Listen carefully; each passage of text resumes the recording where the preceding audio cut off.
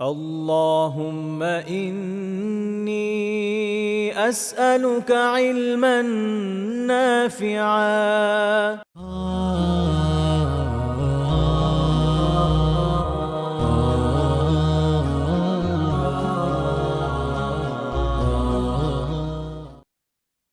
আসসালামু আলাইকুম ওয়া রাহমাতুল্লাহি ওয়া বারাকাতুহু। আলহামদুলিল্লাহ, আসসালাতু ওয়াসসালামু আলা রাসূলিল্লাহ ওয়া আলা আলিহি ওয়া সাহবিহি ওয়া মান ওয়ালাহ, আম্মা বা'দ। আল্লাহ সুবহানাহু ওয়া তাআলার শুকরিয়া আদায় করছি যে আমরা আমাদের সাপ্তাহিক দার্সে উপস্থিত হতে পেরেছি। আলহামদুলিল্লাহ। আমরা আলোচনা করছিলাম সূরা মারইয়ামের উল্লেখিত আল্লাহ সুবহানাহু ওয়া তাআলার বাণী থেকে, যেখানে আল্লাহ পূর্বের যুগের তার মহামানবদের জীবনের নানান ঘটনা উল্লেখ করেছেন। সেখান থেকে আমাদের শিক্ষণীয় কি কি দিক আছে, এই বিষয়গুলো নিয়ে আমরা প্রতি সপ্তাহে কথা বলি। তো গত সপ্তাহে আমরা ইব্রাহিম আলাইহিস সালাতু ওয়াস সালামের ব্যাপারে আলোচনা করেছিলাম, যে যেটা সূরা মারিয়ামে আল্লাহ একটা অংশ ওনার জীবন থেকে একটা পার্ট উল্লেখ করেছেন, সেটা হচ্ছে ওনার বাবার সাথে ওনার যে সম্পর্ক ছিল সেখান থেকে সম্পর্ক ছিন্ন করা, ইসলামের জন্য, দ্বীনের জন্য। এবং এই শুরুটা তার বাবাই করেছে, তাকে হত্যা করতে চেয়েছে, আগুনে ফেলে দিয়েছে তারা একত্রিত হয়ে। এরপরেও ইব্রাহিম আলাইহিস সালাম তার বাবার জন্য আল্লাহর পক্ষ থেকে নিষেধাজ্ঞা আসার আগ পর্যন্ত সম্পর্ক ধরে রেখেছেন, দোয়া করেছেন। কিন্তু তিনি হয়তো হেদায়েতের জন্য নিজে থেকে প্রস্তুত ছিলেন না, এই কারণে আল্লাহ সুবহানাহু ওয়া তাআলা তাকে হেদায়েত দেন নাই। এই বিষয়গুলো নিয়ে আমরা গত পর্বে কথা বলেছিলাম। তো আজকে সূরা মারিয়ামে পরবর্তীতে আর বিস্তারিত কোনো নবী বা রাসূল বা কোনো মহামানবের ব্যাপারে বিস্তারিত কোনো ঘটনা এখানে আর উল্লেখ করা হয় নাই। পরবর্তীতে মূসা আলাইহিস সালামের ব্যাপারে অল্প একটু কথা আসছে, 2 আয়াত বা 3 আয়াত। এরপরে ইসমাঈল আলাইহিস সালামের ব্যাপারে কথা আসছে, এবং ইদ্রিস আলাইহিস সালামের ব্যাপারে হালকা একটু টাচ এখানে দেয়া হয়েছে। তো আমরা আজকে, যেহেতু গত পর্বে ইব্রাহিম আলাইহিসসালামের ব্যাপারে কথা বলেছি, আজকে ইসমাইল আলাইহিসসালামের ব্যাপারে আমরা হালকা কিছু কথা বলবো, ওনার জীবন থেকে আমরা কি কি বিষয় শিখতে পারি এবং এইখানে যে বিষয়টা উল্লেখ করা হয়েছে সেটার আলোকে। এরপরে আমরা সূরা মারিয়াম আজকেই আলোচনা শেষ করবো ইনশাল্লাহ। পরবর্তীতে আমরা আগামী পর্বে আমরা নতুন কোন সূরা দিয়ে শুরু করব। মূসা আলাইহিসসালামের ব্যাপারে আহ বিভিন্ন সূরাতে বিস্তারিত আমি নানান একটু ইন্টারাপ্ট করি আপনাকে, মাইকটাকে একটু সামনে আনা যায় স্যার? একটু দূর থেকে শব্দটা আসতেছে। জি, জি। তো যে কথাটা বলছিলাম, যে আমরা ইনশাআল্লাহ তাআলা আহ বিশেষ করে সূরা তাহাতে মূসা আলাইহিস সালাতু ওয়াস সালামের ব্যাপারে বিস্তারিত কথাবার্তা সুন্দরভাবে আসছে, বা আরো অন্যান্য সূরাতে মূসা আলাইহিস সালাতু ওয়াস সালামের সাথে ঘটে যাওয়া ঘটনাগুলো বিস্তর বর্ণনা আছে। তো আমরা অন্য অন্য কোন সূরা যেটাতে মূসা আলাইহিস সালাতু ওয়াস সালামের ঘটনা বিস্তারিত আছে, সেখানে ওনার ব্যাপারে আমরা কয়েক পর্বে আলোচনা করব ইনশাআল্লাহ। তো ইব্রাহিম আলাইহিস সালাতু ওয়াস সালামের ব্যাপারে আমরা জানি যে তিনি প্রাথমিক জীবনে নিঃসন্তান ছিলেন, ওনার সন্তান ছিল না। তো আহ এখানে আল্লাহ সুবহানাহু ওয়া তাআলা একটু টাচ দিয়েছেন, যে ফালাম্মা আতাজালাহুম, যখন ইব্রাহিম আলাইহিস সালাতু ওয়াস সালাম তার বাবা এবং তার সম্প্রদায়ের লোকজন যারা মূর্তি পূজা করত, যখন তাদেরকে তিনি ত্যাগ করে চলে আসলেন আল্লাহর অর্ডারে, আল্লাহর হুকুমে, এবং তারা আর কোনোভাবে হেদায়েতের পথে আসবে না, এটা চূড়ান্ত হয়ে গেল, এবং তাদের থেকে তিনি আহ বারাআহ বা বিচ্ছেদের ঘোষণা দিলেন আল্লাহর হুকুমে, আল্লাহর অর্ডারে, আল্লাহর অনুমতি ক্রমে।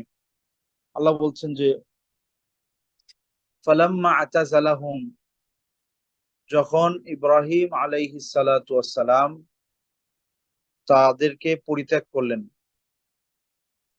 যখন ইব্রাহিম আলাইহিস সালাতু ওয়াস সালাম তাদেরকে পরিত্যাগ করলেন, আল্লাহ ঠিক এভাবে বলছেন পবিত্র কোরআনে, ফালাম্মা আতাজালাহুম ওয়া মা ইয়াবুদুনা মিন দুনিল্লাহ, যখন ইব্রাহিম আলাইহিস সালাতু ওয়াস সালাম তাদেরকে পরিত্যাগ করলেন, তাদের থেকে আলাদা হয়ে গেলেন, এবং তারা যে শিরকে লিপ্ত, যাদের ইবাদত তারা করে, তাদের থেকে যখন আলাদা হয়ে গেলেন, ওয়াহাবনা লাহু ইসহাক ওয়া ইয়াকুব, আমি তাকে ইসহাক আলাইহিস সালামের সুসংবাদ দিলাম। পরবর্তীতে ইয়াকুব আলাইহিস সালাম দুনিয়া আসলেন। ওয়া কুল্লা জাআলনা নাবিয়্যা, এবং প্রত্যেককে আমি নবী করে দুনিয়াতে রেখেছি। এবং অন্য আয়াতে আল্লাহ সুবহানাহু ওয়া তাআলা ইসমাঈল আলাইহিস সালামের কথাও বলেছেন, যে আল্লাহ সুবহানাহু ওয়া তাআলা ইব্রাহিম আলাইহিস সালামকে ইসমাঈল আলাইহিস সালামকেও দান করেন। তো এখান থেকে একটা গুরুত্বপূর্ণ জিনিস আমরা শিখতে পারি, সেটা হচ্ছে আপনি যখন আল্লাহ সুবহানাহু ওয়া তাআলার জন্য দুনিয়াবি কোনো স্যাক্রিফাইস আপনি করবেন, আল্লাহর সন্তুষ্টির জন্য, আল্লাহকে পাওয়ার জন্য, আল্লাহর কাছে এটার আল্লাহর মহাব্বতের বিষয়টা, এই জন্যে আল্লাহর মহাব্বতকে প্রায়োরিটি দিয়ে আপনি যখন আপনার স্বার্থ, দুনিয়াবি স্বার্থ আপনি ত্যাগ করবেন, আল্লাহ সুবহানাহু ওয়া তাআলা পরকালে তো আপনাকে এটার প্রতিদান দিবেনই, এতে কোনো সন্দেহ নাই। দুনিয়াতেও আল্লাহ সুবহানাহু ওয়া তাআলা আপনাকে এটার প্রতিদান দিতে পারেন। এই কারণে আল্লাহ বলেছেন যে ফালাম্মা আতাজালাহুম ওয়া মা ইয়াবুদুনা মিন দুনিল্লাহ ওয়াহাবনা লাহু ইসহাক ওয়া ইয়াকুব।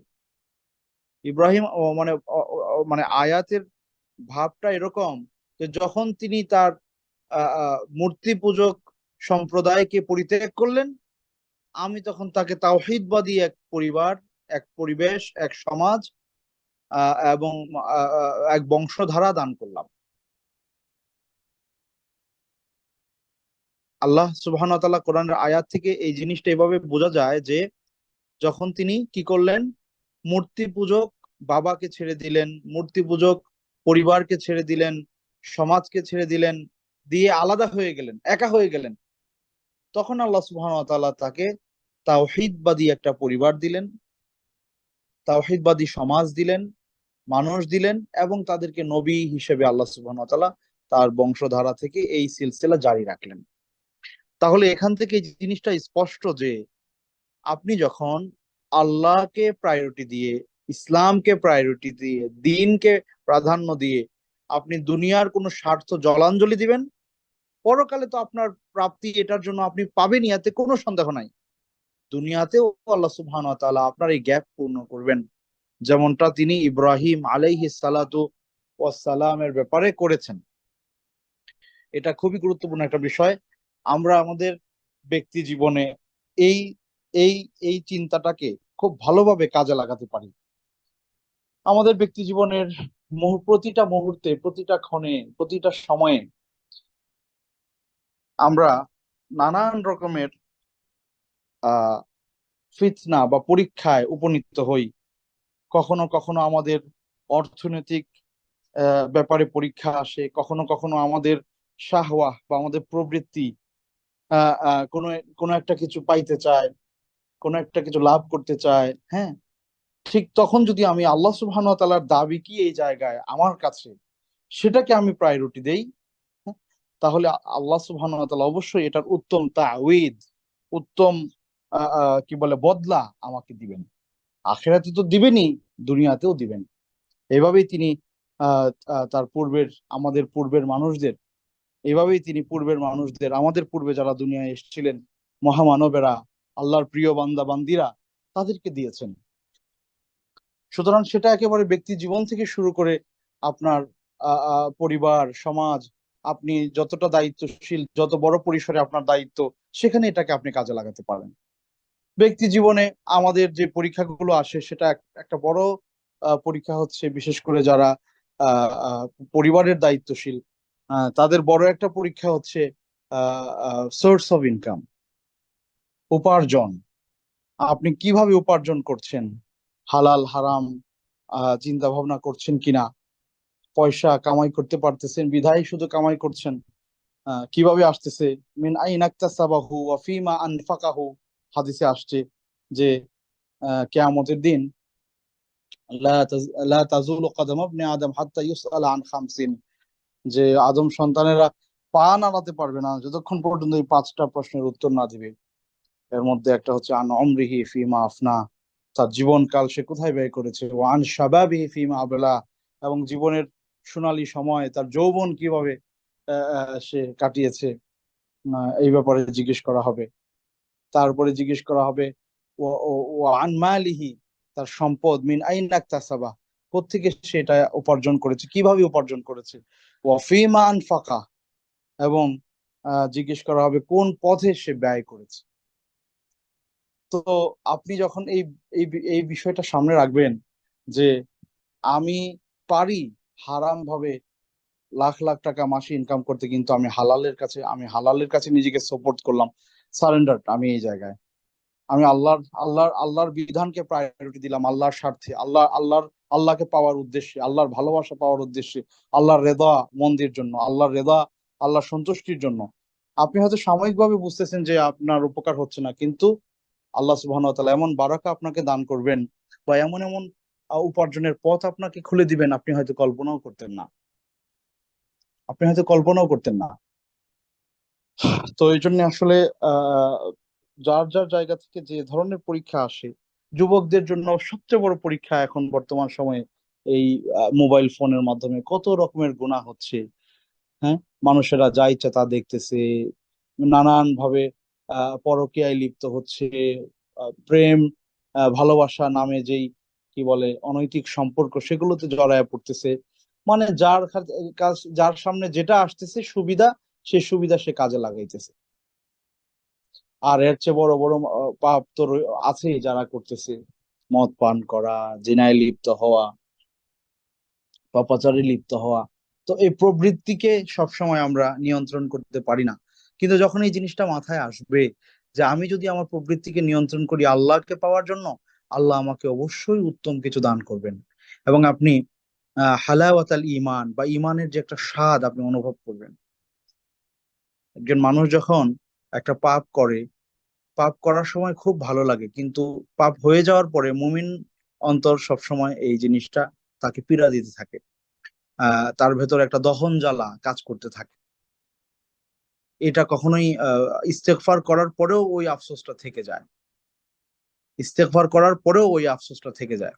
পক্ষান্তরে একজন মুমিন যখন ভালো কাজ করে, হ্যাঁ, একজন মুমিন যখন নিজেকে মন্দ কাজ থেকে ফিরায় নিয়ে আসে, সেটার যে একটা তৃপ্তি, সেটার যে একটা আনন্দ, সেটার যে একটা মানে উজ্জীবিত হওয়া, ইমানি বলিয়ান হওয়ার যে একটা অবস্থা, এটার সাথে আসলে কোনো কিছু টিকে না। এটা অন্যরকম এক প্রশান্তির জায়গা। সো আমাদের সবারই চেষ্টা করা উচিত, যার সামনে যে পরীক্ষা আসবে আমি আল্লাহর জন্য সেই পরীক্ষার জন্য উত্তীর্ণ হতে পারি, আল্লাহর ভালোবাসাকে প্রাধান্য দিব, দিনকে প্রাধান্য দিব, দুনিয়ার সাময়িক স্বার্থটাকে আমি জলাঞ্জলি দেওয়ার চেষ্টা করব। তাহলে দেখবেন আপনার এবং আমার জীবনের সমৃদ্ধি, বারাকা, অন্তরের প্রশান্তি, আধ্যাত্মিক শান্তি কিভাবে আসে। তো ইব্রাহিম আলাইহিসসালাম তাই করেছেন। উনি দুনিয়ার স্বার্থকে প্রাধান্য দেন নাই, এর বদলে আল্লাহ সুবহানাহু ওয়া তাআলা ওনাকে এমন কিছু দান করেছেন যে এরপরে পরের আয়াতে আল্লাহ বলছেন যে ওয়ারাফা'না লাহুম মাকানান আলিয়্যা, ওয়ারাফা'না লাহুম লিসানা সিদকিন আলিয়্যা, ওয়াহাবনা লাহুম, আল্লাহ কি বলেন, ওয়াহাবনা লাহুম মির রাহমাতিনা ওয়াজআলনা লাহুম লিসানা সিদকিন আলিয়্যা, যে এমন পরিবেশ পরিস্থিতি আমি তাদের জন্য তৈরি করে দিয়েছি। উনি মূর্তি পূজার আহ সমাজ ছেড়ে দিয়েছেন আল্লাহর জন্য, আল্লাহ তাওহীদবাদী এক সম্প্রদায় ওনাকে দান করেছেন, এবং এই সিলসিলা কিয়ামত পর্যন্ত থাকবে। তাদের নামে মানুষ আল্লাহর কাছে দোয়া করবে তাদের জন্য। এর চেয়ে বড় প্রাপ্তি আর কি হইতে পারে। অনেকে আছেন আপনার জেনারেলি পড়াশোনা করেছেন, বাবা মা ওইভাবে দিন প্র্যাকটিস করে না, নিজে বুঝতে পারছেন অনেক পরীক্ষা আপনার সামনে। আল্লাহর জন্য এই ব্যাপারগুলোকে আপনি কি বলে উম, মানে আল্লাহর ভালোবাসাটাকে প্রাধান্য দিয়ে দুনিয়ার ক্ষতিটা মেনে নিয়ে আপনি আগান, আপনি এটার ফল দুনিয়াতেও পাবেন, পরকালে তো পাবেনই, এতে কোনো সন্দেহ নাই। আচ্ছা, যাই হোক। তো এরপরের যে ঘটনা যে আজকে আমরা আলোচনা করবো সেটা হলো ইসমাইল আলাইহিসসালামের ব্যাপারে। তো ইব্রাহিম আলাইহিসসালামের ছিল দুই ফ্যামিলি। বড় ফ্যামিলির স্ত্রী ছিলেন সারা, সম্ভ্রান্ত ঘরের একজন নারী ছিলেন সারা, ওনাকে ইব্রাহিম আলাইহিস সালাম বিয়ে করলেন। ওনার সন্তান হলো না, পরবর্তীতে তিনি হাজার আলাইহিস সালাম ওনাকে বিয়ে করেন, এবং আল্লাহর ইচ্ছায় হাজার সন্তান লাভ করেন, এবং সেই সন্তানের নাম রাখা হয় ইসমাইল। আল্লাহ সুবহানাহু ওয়া তাআলা কিছুদিন পরে ওনাকে বলেন যে ইব্রাহিম তুমি শাম এলাকা ছেড়ে, উনি ফিলিস্তিনের ওই অঞ্চলে ছিলেন, ওই অঞ্চল ছেড়ে তুমি আহ মক্কা আল মুকাররমায় চলে যাও, জাজিরাতুল আরব, মক্কা আল মুকাররমায় আসতে ওনাকে আল্লাহ অর্ডার করলেন। উনি ওনার ছেলে, ওনার স্ত্রীকে নিয়ে মক্কায় চলে আসলেন, এবং উনি ওনার স্ত্রী এবং সন্তানকে রেখে হালকা সাথে যে খাবার দাবার অতটুকুই ছিল, আর কিছুই এখানে ছিল না। ঘর বাড়ি, পশু পাখি কিচ্ছু নাই, বিরান ভূমি এরকম। সেখানে কোনো ফসল হয় না, পানিও নাই, এরকম পরিস্থিতি। তো ইব্রাহিম আলাইহিস সালাতু ওয়াস সালাম যখন ওনাদেরকে এই অবস্থায় রেখে চলে যাচ্ছেন, বিভিন্ন বর্ণনায় আসছে যে হাজার আলাইহিস সালাতু ওয়াস সালাম ওনাকে জিজ্ঞেস করলেন যে আল্লাহ আমারকা বিযালিক, আল্লাহ কি আপনাকে এই ব্যাপারে অর্ডার করেছেন? আল্লাহর হুকুমে কি আপনি এটা করছেন? তখন তিনি বলেন হ্যাঁ।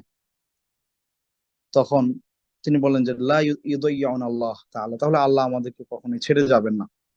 তো এই অবস্থায় যখন চলতে লাগলো, এক পর্যায়ে দেখা গেল যে খাবার দাবার সব শেষ, কোলের শিশু, দুধের বাচ্চা, এই অবস্থা, কান্নাকাটি করছে, খাবার নাই।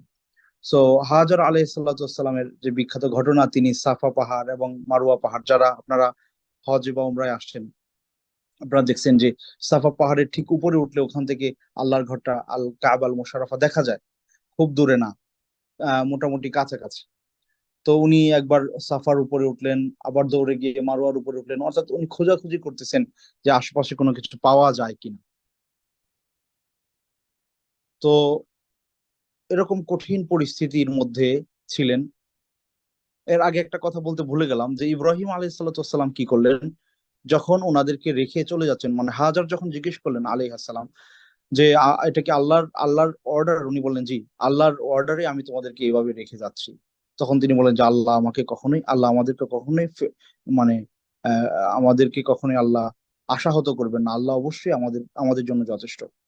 তো ইব্রাহিম আলাইহিসসালাম যেতে যেতে অনেকটা দূর চলে গেলেন, যেখানে গিয়ে উনি অনুভব করলেন যে আমার পরিবারকে হয়তো আমি আর ফিরে তাকালে আর দেখা যাবে না। তখন তিনি কাবার দিকে মুখ করলেন এবং তিনি চমৎকার একটা দোয়া করলেন সেখানে, যে রব্বানা ইন্নী আসকানতু মিন যুররিয়্যাতি বিওয়াদিন গায়রি যী যার'ইন ইনদা বাইতিকাল মুহাররম রব্বানা লিয়ুকিমুস সালাতা ফাজআল আফইদাতাম মিনান নাস তাহওয়ি ইলাইহিম ওয়ারযুকহুম মিনাস সামারাতি লাআল্লাহুম ইয়াশকুরুন। সুবহানাল্লাহ, ইব্রাহিম আলাইহিস সালাম চমৎকার একটা দোয়া করলেন যে হে আল্লাহ, আমি আমার পরিবারকে, আমার বংশধর, আমার কলিজার টুকরা সন্তানকে আমি এমন জায়গায় রেখে যাচ্ছি যে বিওয়াদিন গায়রি জি যারা, এমন উপত্যকা যেখানে কোনো ফল ফসল নাই, তবে ইনদা বাইতিকাল মুহাররম, আপনার ঘরের প্রতিবেশী করে তাদেরকে আমি রেখে যাচ্ছি। তো তিনি দোয়া করেছিলেন যে রব্বানা লিয়াকিমুস সালাহ ফাজআল আফইদাতাম মিনান নাসি তাহওয়ি ইলাইহিম ওয়ারযুকহুম মিনাস সামারাত, যে আল্লাহ, তারা যেন সালাত প্রতিষ্ঠা করতে পারে, এই ঘরের হক আদায় করে, এবং মানুষের মনকে এই ঘরের প্রতি আপনি এমন ভাবে আকৃষ্ট করে দেন যে একবার যাওয়ার পর বারবার যেতে ইচ্ছা হবে, এবং তাদেরকে এমন রিজিক দান করেন যাতে করে তারা শুকরিয়া আদায় করবে। সো যখন ইসমাইল আলাইহিস সালাম কান্নাকাটি করছিলেন খাবার বা পানীয়ের জন্য, তখন ওনার মা সাফা মারোয় দৌড়াদৌড়ি করলেন এবং সাফার পাহাড়ের উপরে উঠলেন, মারোয়াতে উঠলেন। তো অনেকগুলো বর্ণনা আছে, এর মধ্যে একটা বিশুদ্ধ যে বর্ণনা সেটা হচ্ছে যে উনি হঠাৎ করে একটা আওয়াজ পেলেন। সো বলা হয় যে জিবরিল আমিন আলাইহিস সালাম ওনার ফেরেশতাদের যে মানে ডানা বা পাখা, সেগুলো দিয়ে উনি মাটিতে আঘাত করলেন, এবং সেখান থেকে আপনার জমজম যেই কূপ, যে পানি, সেটা উঠতে লাগলো। তো উনি আওয়াজ পেয়ে দৌড়ে এসে দেখলেন যে এখান থেকে পানি উঠতেছে। তখন তিনি বলতে লাগলেন জম জম জম জম, মানে থামো থামো। ওনাদের ভাষায়, ওনাদের ভাষা তো ওনারা যেহেতু শাম অঞ্চলের মানুষ ছিলেন, ওনাদের ভাষা হয়তো হিব্রু ভাষা ছিল। পরবর্তীতে এখানে যখন আপনার উনি বলতে লাগলেন জম জম, মানে থামো থামো, ওইখান থেকেই জমজম পানি বা ওই নামটা আসছে আর কি। তো যাই হোক, তো ওইখান থেকেই ওনাদের এখানকার বসবাসের সূচনা হলো। যখন পানি পাওয়া গেল, পাখিরা এখানে এসে উড়াউড়ি করতে লাগলো। লোকজন, বিশেষ করে জুরহুম গোত্রের লোকজন এই অবস্থা দেখে এখানে আসলেন, এবং তারা অনুমতি ক্রমে এখানে বসবাস করতে লাগলেন। পরবর্তীতে ইসমাইল আলাইহিস সালাম বড় হতে লাগলেন। তো ওনার জীবনের যে একটা গুরুত্বপূর্ণ ঘটনা যেটা পবিত্র কোরআন উল্লেখ করছে, যে ফালাম্মা বালাগা মাহু সাই, যখন ইসমাইল আলাইহিসসালাম ইব্রাহিম আলাইহিসসালামের সাথে চলাফেরার বয়সে, হাঁটা চলার বয়সে উপনীত হলো, তখন এই অবস্থায় ইব্রাহিম আলাইহিসসালাম স্বপ্নে দেখলেন যে আহ, আহ, ইন্নী আরা ফিল মানামি আন্নী আযবাহুক ফানজুর মাযা তারা। যে উনি উনি যখন আসলেন ওনার ছেলের কাছে, উনি স্বপ্নে দেখলেন যে কি, বা উনি স্বপ্নে দেখলেন আসার আগে বা পরে যখনই হোক, উনি স্বপ্নে দেখলেন যে ওনার ছেলেকে জবেহ করছেন। এবং এই ছেলেকে উনি এই স্বপ্ন বর্ণনা করলেন এবং তার মতামত জানতে চাইলেন। এখানে কয়েকটা গুরুত্বপূর্ণ বিষয়। এক নাম্বার হচ্ছে যে আপনার আমাদের সমাজে অনেক এরকম গল্প গল্প চালু আছে যে ইব্রাহিম আলাইহিস সালাম স্বপ্নে দেখছেন যে তুমি তোমার কি করো, আহ পছন্দের জিনিস কোরবানি করো। তো উনি এত এত ছাগল কোরবানি করলেন। তারপরে আবার স্বপ্ন দেখলেন যে না, তুমি তোমার পছন্দের জিনিস কোরবানি করো। এরপরে তিনি এত এত গরু জবে করলেন বা উট জবে করলেন। এরকম কিছু আমরা শুনি আর কি, নানান গল্প। কিন্তু কোরআন কিন্তু তা বলে না। কোরআন কি বলছে? উনি ওনার ছেলেকে বললেন যে ইন্নী আরা ফিল মানামি আন্নী আযবাহুক, যে নিশ্চয়ই আমি স্বপ্নে দেখি, নিশ্চয়ই আমি তোমাকে জবেহ করছি, এটা আমি স্বপ্নে দেখি। তো এই কথা ওনার ছেলেকে উনি বললেন। তাহলে বোঝা গেল যে এই যে প্রিয় জিনিস কোরবানি করো, এই এই ধরনের কথা কোরআন কোরআনের বিপরীত বোঝা যায়। কারণ উনি স্বপ্নে সরাসরি দেখছেন উনি ওনার ছেলেকে জবেহ করছেন। এখানে অন্য কিছু প্রিয় জিনিস বলতে কিছু আসার কথা না, যে উনি আগে এটা করেছেন ওটা করেছেন তাও হচ্ছে না হচ্ছে না, পরে উনি বুঝলেন তাহলে আমার প্রিয় জিনিস তো আমার ছেলে। মানে আমাদের দেশের ওয়াইজিনরা মানে এটাকে কিভাবে আরেকটু আকর্ষণীয় করে বলা যায়।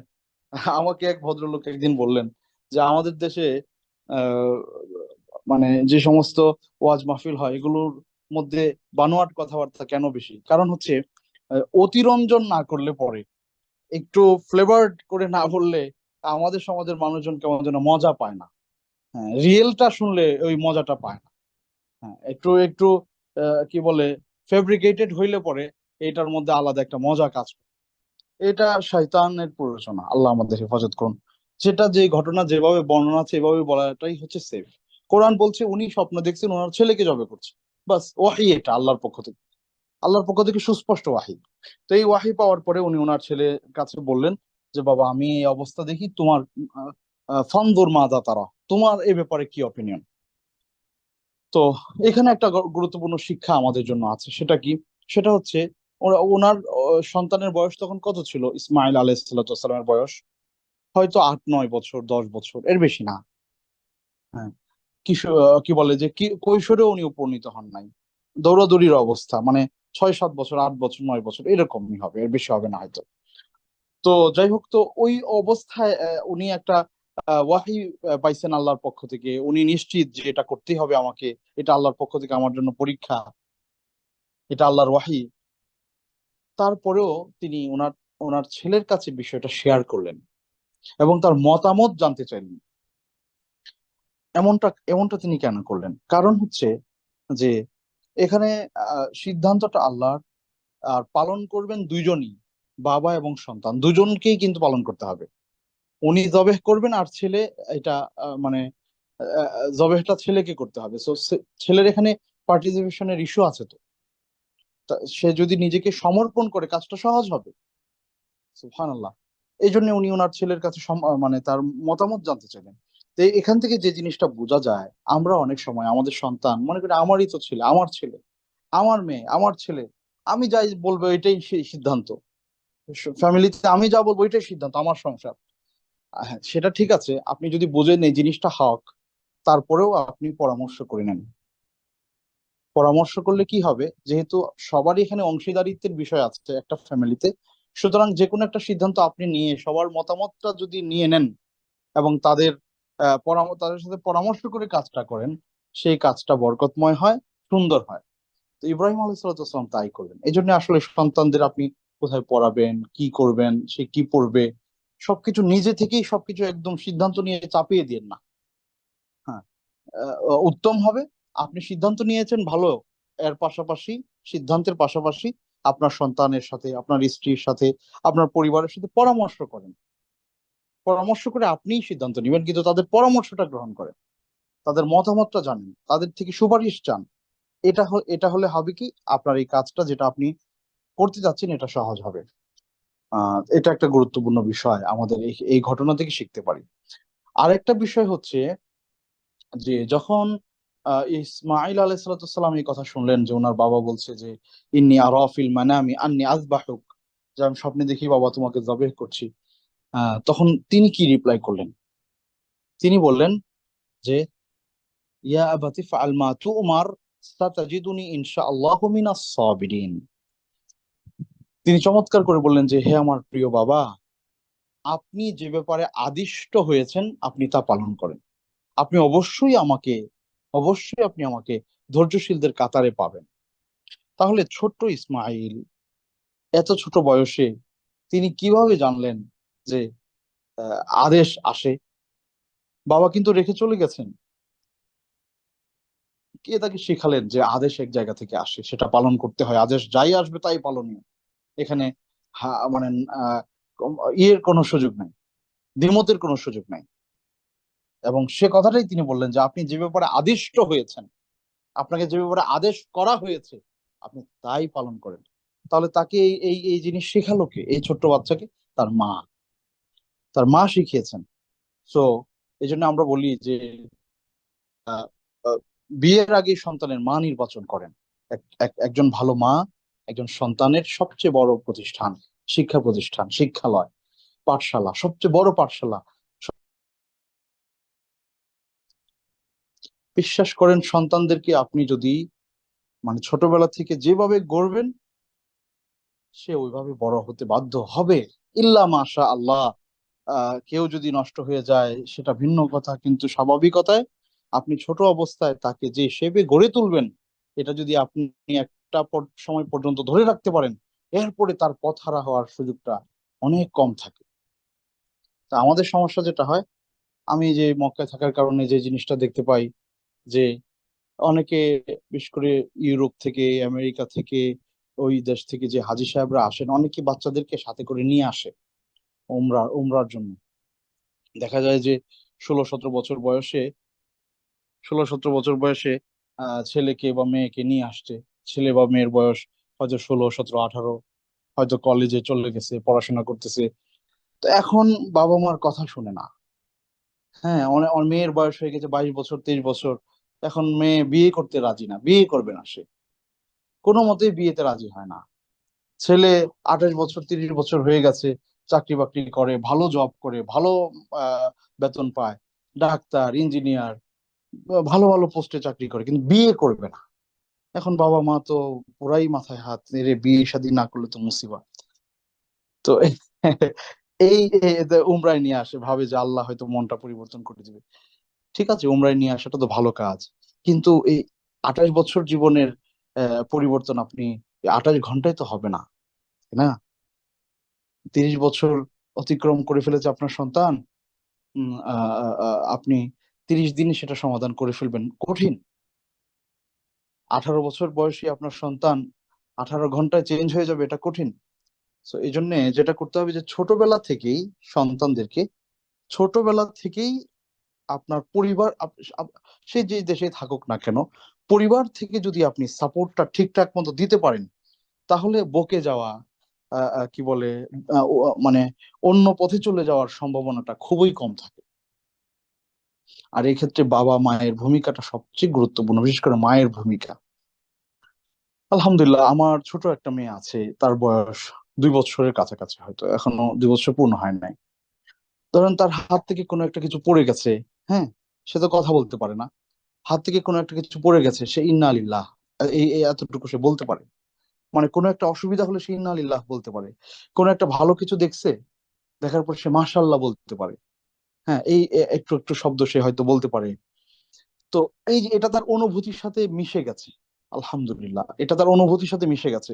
যখনই ভালো কিছু দেখতেছে সে মাশাআল্লাহ বলে উঠতেছে তার মতো করে, সে যেভাবে পারতেছে বলতেছে, কিন্তু অনুভব থেকে বলতেছে।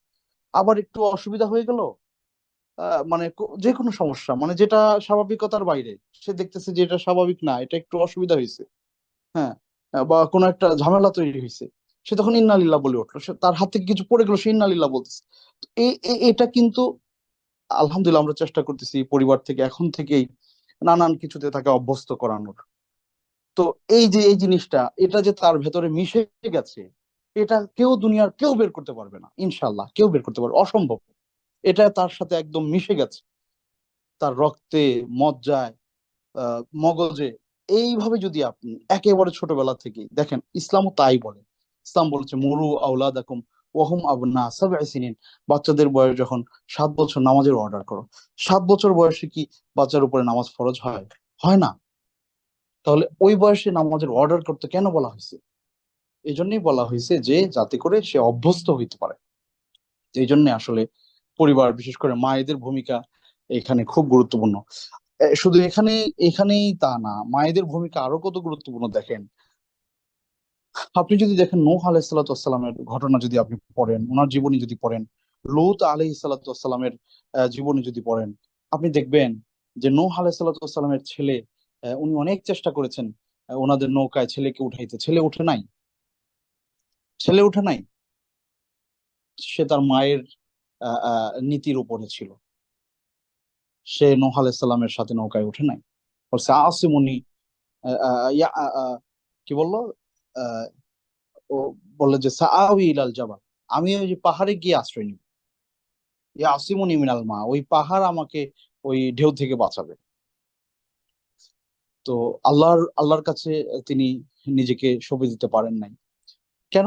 ওই যে মায়ের ভূমিকা, মা ছিল বেদিন, সন্তানও তাই হয়েছে।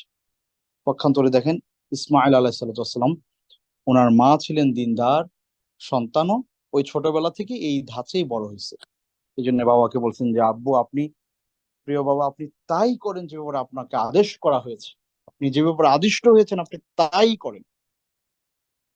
আমাকে অবশ্যই আপনি ধৈর্যশীলদের কাতারে পাবেন, ধৈর্যশীলদের একজন হিসেবে আপনি পাবেন। আরেকটা গুরুত্বপূর্ণ বিষয়, আমরা সূরা কাহাফ যখন আলোচনা করেছিলাম এই বিষয়টা হয়তো বলেছিলাম, আজকে আরেকটু বলি যে মুসা আলাইহিস সালাতু ওয়াস সালাম যখন খিদির আলাইহিস সালাতু ওয়াস সালামের কাছে কিছু শিখতে গেলেন, যে ঘটনাটা আমরা পেয়েছি, সেখানে যখন উনি বলেছিলেন যে ইন্নাকা লান তাসতাতিয়া মাইয়া সাবরা, যে তুমি আমার সাথে ধৈর্য ধরে থাকতে পারবে না, তখন মুসা আলাইহিস সালাম বলেছিলেন যে সাতাজিদুনি ইনশাআল্লাহু সাবিরা ওয়ালা আসিলাকা আমরা, যে অবশ্যই আল্লাহ আল্লাহ আল্লাহ ইনশাআল্লাহ বলেই উনি বলেছেন যে অবশ্যই আমাকে ধৈর্যশীল হিসেবে পাবেন। আল্লাহ আল্লাহ যদি চান আমাকে ধৈর্যশীল হিসেবে পাবেন। কিন্তু দেখা গেল যে 3টা স্টেপ পরে উনি আর ধৈর্য ধরে রাখতে পারেন নাই।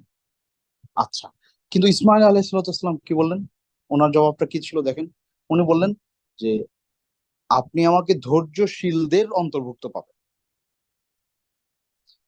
তাহলে খেয়াল করেন, মানে দুইটা শব্দের মধ্যে কিন্তু পার্থক্য আছে। একটা হচ্ছে যে আপনি আমাকে ধৈর্যশীল পাবেন, ঠিক আছে, কথা সত্য এবং সঠিক, কিন্তু আপনি আমাকে ধৈর্যশীলদের অন্তর্ভুক্ত পাবেন। এই কথাটা ঠিক এবং সঠিক এবং আহ কি বলে যথাযথ। তবে দুইটা কথার মধ্যে পার্থক্য হচ্ছে দ্বিতীয়টা, যে আপনি আমাকে ধৈর্যশীলদের অন্তর্ভুক্ত পাবেন, এটা বিনয়ের কথা। আল্লাহ বিনয় পছন্দ করেন, এবং ইসমাইল আলাহিসাল্লাম সেই কি বলে ধৈর্যশীলদের কাতারে থাকতে পেরেছিলেন। তো যাই হোক, আমি মুসা আলাহিসাল্লামকে দোষী করছি না, নাউজুবিল্লাহ মিন যালিক। মানে ইতিহাস যেহেতু আসছে, এই বিষয়টা শেয়ার করলাম যে আমরা যখন আমাদের মধ্যে অনেক সময় যে আমি ঠিক বা আমি সঠিক বা আমি যে দলে আছি এরাই হচ্ছে হকের একমাত্র কাণ্ডারি, এইভাবে না বলা, যে আল্লাহ আমাকে হকপন্থীদের কাতারে রাখুন ইনশাল্লাহ। আমি, আমার দল, আমার লিডার, আমি যেই গ্রুপে আছি, আমরা আশা করি আমরা হকপন্থীদের একজন। এভাবে বলাটা আল্লাহ পছন্দ করেন, এবং তারাই আসলে টিকে থাকতে পারে সত্যের উপরে। আল্লাহ তৌফিক দান করুন, আল্লাহুম্মা আমিন। তো এরপর আপনারা জানেন সেই ঘটনা, ইব্রাহিম আলাইহিস সালাম যখন ওনার সন্তানকে নিয়ে মিনার প্রান্তরে চলে গেলেন তাকে জবেহ করার জন্য, যখন একেবারে সকল প্রস্তুতি সম্পন্ন জবেহ করবেন, ফানাদাইনাহু আইয়া ইব্রাহিম কদ সাদ্দাকতা রুইয়া, আল্লাহ ডেকে বলেন যে হে ইব্রাহিম, এনাফ, আমি এটাই চাইছিলাম, তোমার স্বপ্ন বাস্তবায়ন হয়ে গেছে। তার মানে কি? তার মানে আল্লাহ চান নাই কখনোই উনি ওনার সন্তানকে জবেহ করে ফেলুক, কিন্তু আল্লাহ চেয়েছেন যে আমি যদি চাই মন থেকে দিতে তুমি প্রস্তুত কিনা সেটা আমি দেখতে চাই। এবং ইব্রাহিম আলাইহিস সালাম সেটা একেবারে প্রমাণ করেছেন। একেবারে প্রস্তুতি সম্পন্ন জবেহ করবেন, তলোয়ার উঠাইছেন, জবে করবেন, সন্তানের মাথা নিচে, তলোয়ার উপরে। ঠিক ওই সময় আল্লাহ ডেকে বললেন যে কদ সাদ্দাকতার রুইয়া, তোমার স্বপ্ন বাস্তবায়ন হয়ে গেছে। জবে কিন্তু করে নাই, কিন্তু আল্লাহ বলতেছে স্বপ্ন বাস্তবায়ন হয়ে গেছে। তো এই জন্য আসলে অনেক সময় আমরা আল্লাহ সুবহানাহু ওয়া তাআলার সিদ্ধান্ত আমাদের চোখে, আমাদের কাছে, আমাদের স্বার্থের বিপরীতে মনে হয়, কিন্তু আপনি আসলে ওটা করেন, ফুলফিল করেন, করতে চেষ্টা করেন, দেখবেন আপনি জয়ী হয়েছেন। আল্লাহ আপনার ক্ষতি চান না, আল্লাহ আপনার অনিষ্ট কখনোই চান না। আল্লাহ আপনাকে বিজয়ী করতে চান, এই জন্য আল্লাহ আপনাকে পরীক্ষা করেন। সেটা পরীক্ষা, এটা পরীক্ষা। আমি বললি যে ওই আমাদের আগে গ্রাম এলাকায় দেখতাম ও মহিলারা আপনার ওই যে মাটির মাটির কি বলে পাত্র বিক্রি করতো। মহিলারা কিনতো, ওই যে ইয়েরা লোকজন নিয়ে যাইতো কাঁধের মধ্যে করে। তো বয়স্ক মহিলারা এগুলো কিনতেন, কিনে রান্না বান্নার জন্য। তো ওনারা কি করতেন, ওটা নিয়ে আপনার ওই যে পাতিলের মধ্যে একটু বাড়ি দিতেন হাত দিয়ে, দেখার জন্য আওয়াজ কেমন হয়। আবার অনেক সময় যদি ঠিকঠাক মতো না থাকে, এই বাড়িতে এটা ফাইটা যায়। তো যদি আওয়াজ করার পর এটা ফাইটা যায় বা নষ্ট হয়ে যায়, তখন তো আর ওটা কেনার কোনো সুযোগ নাই, তাই না?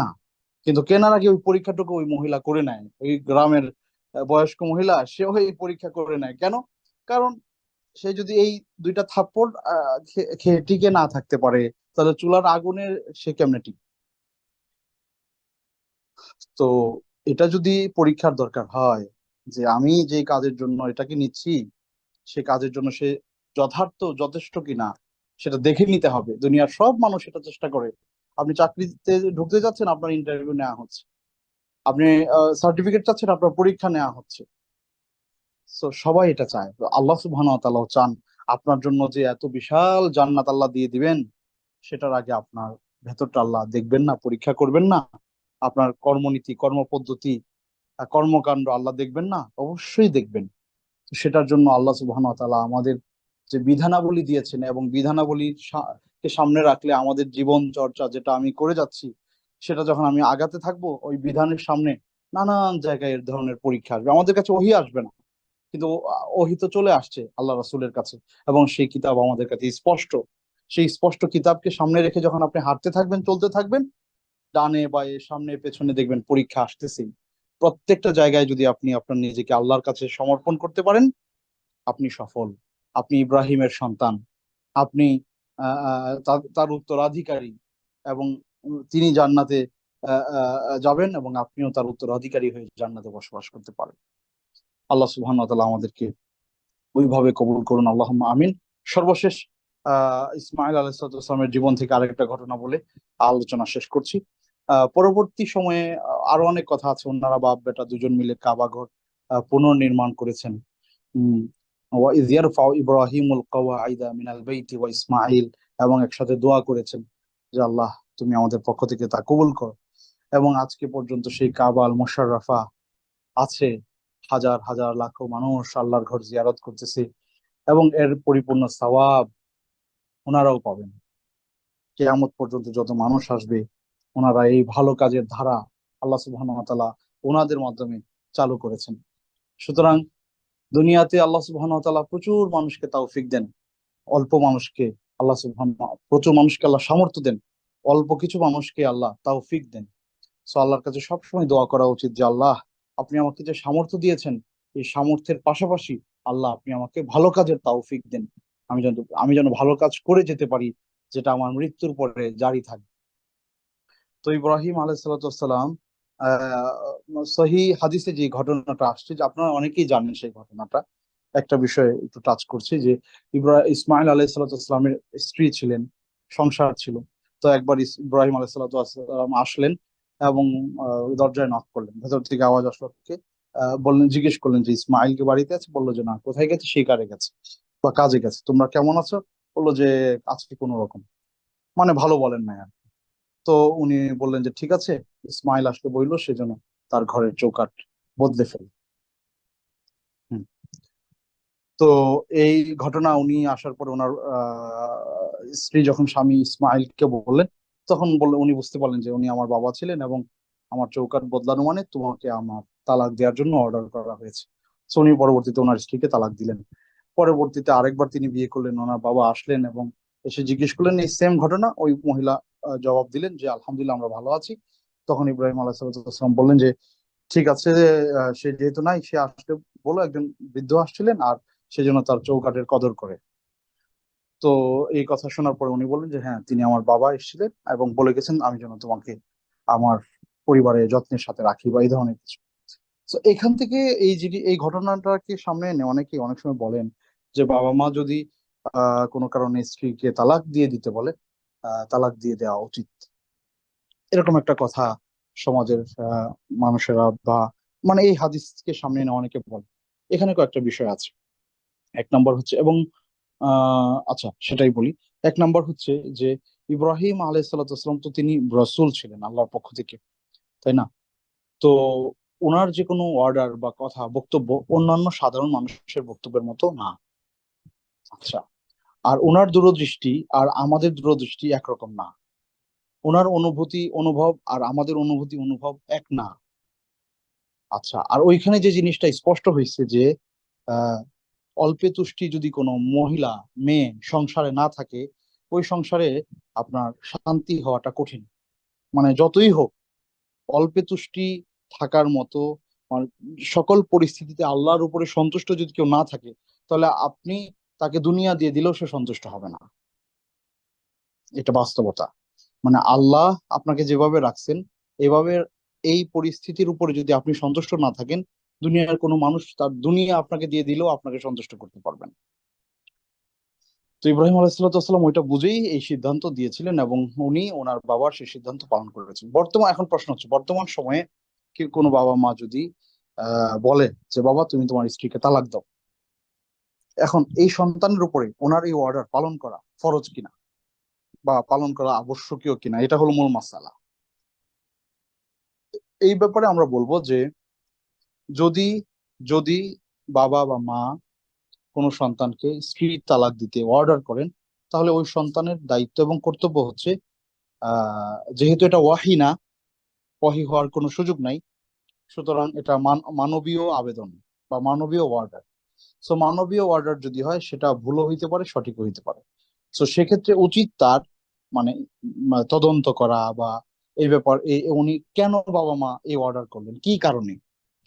আসলেই কি মেয়েটার চারিত্রিক কোনো ত্রুটি বা দিনদারিত্বের ত্রুটি, এই ধরনের কোনো অসুবিধা আসলে আছে কিনা, নাকি সাংসারিক জীবনে তাদের স্বার্থ মানে রক্ষা হচ্ছে না বিধায় এই ধরনের সিদ্ধান্ত দিয়েছেন। যদি দেখেন যে সত্যিকার অর্থেই তার দিনদারিত্বে ঘাটতি আছে, চরিত্রের সমস্যা আছে, তাহলে অবশ্যই ওই সন্তানের উচিত বাবা মায়ের আদেশ পালন করা। হ্যাঁ, তার কাছে পছন্দ হলেও ভালো লাগলেও, সে সুন্দরী হলেও, কারণ দিন যদি না থাকে মুসিবা, আবার চরিত্র যদি ভালো না থাকে তাহলে আরো বড় মানে মুসিবত কম না, এটা আর কি বলে যে মারাত্মক মুসিবা। আচ্ছা, আর একটা হচ্ছে যদি দেখে যে না, সে চরিত্রের দিক থেকে ভালো, দিনদারিত্বের দিক থেকে ভালো, কিন্তু বাবা বা মা তারা যেইভাবে এক্সপেকটেশন করছিল ছেলের বউর কাছ থেকে, ওইভাবে ওনারা পাচ্ছে না, ওভার এক্সপেকটেশন, ওইভাবে তারা পাচ্ছে না। আর ওই কারণেই তারা তার উপরে বিরক্ত, এবং ওই কারণেই তাকে তালাক দিতে আপনাকে বলছে। সেক্ষেত্রে আমি ব্যক্তিগতভাবে মনে করি যে এটা আপনার উপরে আবশ্যক না আপনার স্ত্রীকে তালাক দেয়া। জি। তো আল্লাহ সুবহানাহু ওয়া তাআলা আমাদের সবাইকে আহ কল্যাণের উপরে রাখুন। নবী রাসূলের জীবন থেকে শিক্ষণীয় দিকগুলো সামনে এনে আমাদের জীবনগুলোকে সুন্দর করার তৌফিক দান করুন। আল্লাহুম্মা আমিন।